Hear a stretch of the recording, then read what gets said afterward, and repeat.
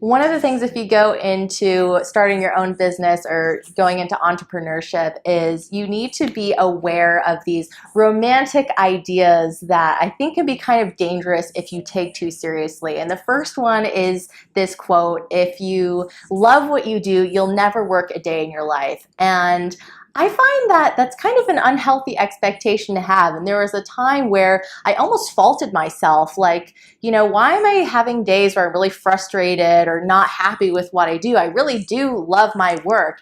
And I think that it's just not a realistic expectation to have. I think that if you love what you do, it's worth it.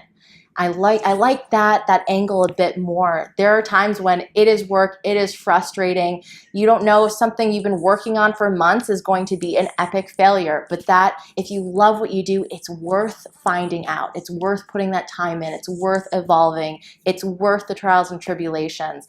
And the other thing that I think you have to be careful with that I see floating around everywhere is this cute little quote about if it's not a hell yes, it's a no. And there was a time when I was starting to get burned out and I decided to adopt this idea and really say no to a lot of things. If I'm not totally jazzed about this idea, then it's a no.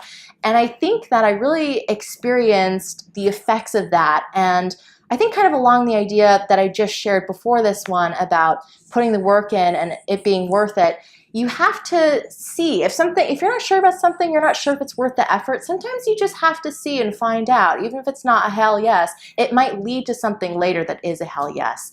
So I think that you have to be clear on what your mission is and what you're trying to do and know that it's not all glitter and rainbows all the time, but you're kind of finding out where things will lead you. And another thing I've thought a lot about too is there's that famous Steve Jobs speech, and he talks about how you can't connect the dots looking forward. You can only do it looking backward.